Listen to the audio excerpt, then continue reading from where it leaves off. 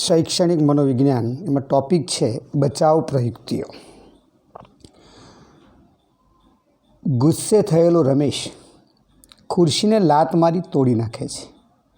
કઈ બચાવ પ્રયુક્તિ છે? આક્રમકતા। બચાવ પ્રયુક્તિનો અતિરેક શા માટે નુકસાનકારક છે? વ્યક્તિના વર્તનમાં વિકૃતિ આવે છે।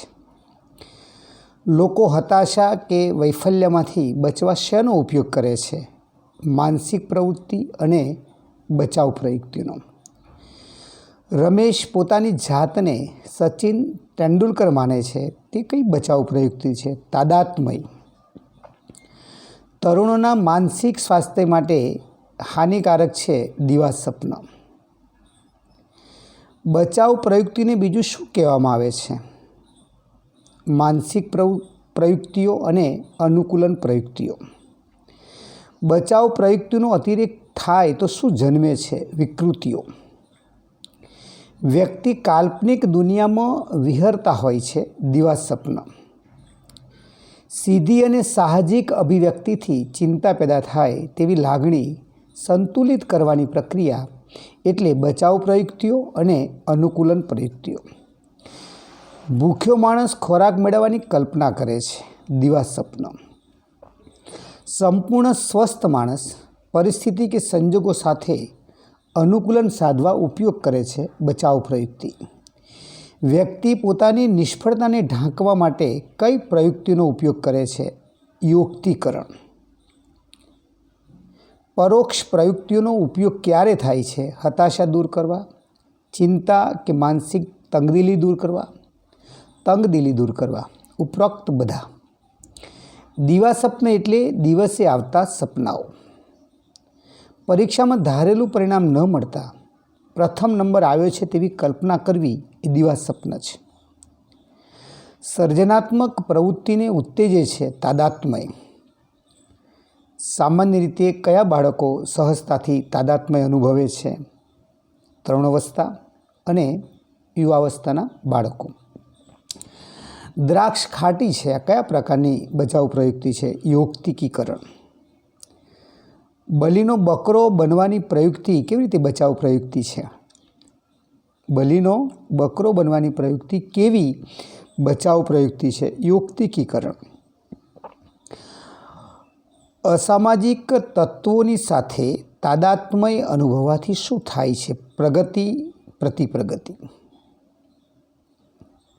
સીમા પોતાની જાતને પ્રિયંકા ચોપડા માને છે, આ કઈ બચાવ પ્રયુક્તિ છે? તાદાત્મ્ય। અજાગ્રત સ્તરે પણ પ્રવર્તે છે, દિવાસ્વપ્ન। પ્રક્ષેપણ એટલે ખામીઓને બીજા પર ઢોળવી અને દોષો બીજા પર ઢોળવા। ચારિત્ર ઘડતરમાં કઈ બચાવ પ્રયુક્તિ ઉપયોગી ગણી શકાય? તાદાત્મ્ય। ફલાણા મિનિસ્ટર મારા સગા છે કહેવું કઈ પ્રયુક્તિ છે? તાદાત્મ્ય। તાદાત્મ્ય એટલે એકાત્મ ભાવ। કઈ પ્રયુક્તિથી વધુ સમસ્યાઓ ઉદ્ભવે છે? આક્રમકતા। બચાવ પ્રયુક્તિને બીજું શું કહેવાય? પરોક્ષ પ્રયુક્તિઓ। કઈ પ્રયુક્તિમાં વ્યક્તિ વાસ્તવિક પરિસ્થિતિમાંથી છટકવાનો પ્રયાસ કરે છે? દિવાસ્વપ્ન। વ્યક્તિ અહમના રક્ષણ માટે કઈ પ્રયુક્તિ અપનાવે છે? યુક્તિકીકરણ। વ્યક્તિ તરંગી કાલ્પનિક બની જાય અને વાસ્તવિકતાથી સંપર્ક ગુમાવી દે છે, દિવાસ્વપ્નથી। નીચેનામાંથી કઈ પ્રક્ષેપણ બચાવ પ્રયુક્તિ છે? પરીક્ષામાં નાપાસ થનાર પેપર અઘરું કહે છે, પોતાની નિષ્ફળતાનો ટોપલો શિક્ષકને માથે ચડાવે છે। દિવાસ્વપ્ન એટલે ડે ડ્રીમિંગ અને ફેન્ટાસી। કઈ પ્રયુક્તિમાં વ્યક્તિ માનસિક દુર્બળતાનો ભોગ બને છે? પરાગતિ। કઈ અવસ્થામાં નકારાત્મકતા વધુ જોવા મળે છે? શિશુ અવસ્થા। યૌક્તિકીકરણને બીજું શું કહેવામાં આવે છે? પરાગતિ। પરીક્ષામાં સારા ગુણ ન લાવનાર વિદ્યાર્થી શિક્ષકનો વાંક કાઢે છે, કઈ બચાવ પ્રયુક્તિ છે? પ્રક્ષેપણ। અજયને શિક્ષક તરફથી ઠપકો મળતા તેણે લેશન ન કર્યું. કઈ બચાવ પ્રયુક્તિ છે? સ્થાનાંતર. કયા કારણે વ્યક્તિ પોતાની ઉધમ શક્તિ ગુમાવી દે છે? દિવા સ્વપ્નના કારણે. કઈ પ્રયુક્તિથી વ્યક્તિ પોતાની જાતને અને અન્યને છેતરે છે? યુક્તિકીકરણ. નીચેનામાંથી કઈ પ્રવૃત્તિ તાદાત્મ્ય બચાવ પ્રયુક્તિ છે? ફિલ્મી હીરોને દુઃખ પડતા પોતે દુઃખ અનુભવવું. ભણવામાં સામાન્ય પ્રજ્ઞેશ ક્રિકેટની ટીમનો કપ્તાન બની શાળાને જીત અપાવે છે. ક્ષતિપૂર્તિ. વ્યક્તિ હેતુ સિદ્ધ કરે, તંગદિલી હળવી કરે, સંઘર્ષ દૂર કરે તેને કઈ પ્રયુક્તિ કહેવાય? અનુકૂલન. 44મો પ્રશ્ન.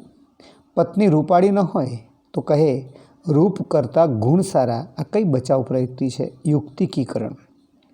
45. ભાવિન હંમેશા અમિતાભ હોવાના ભાવમાં ડૂબેલો રહે છે. આ કઈ બચાવ પ્રયુક્તિ છે? તાદાત્મ્ય. 46મો પ્રશ્ન. તરુણ તરુણીઓના ચારિત્રનું ઘડતર થાય છે. તાદાત્મ્ય.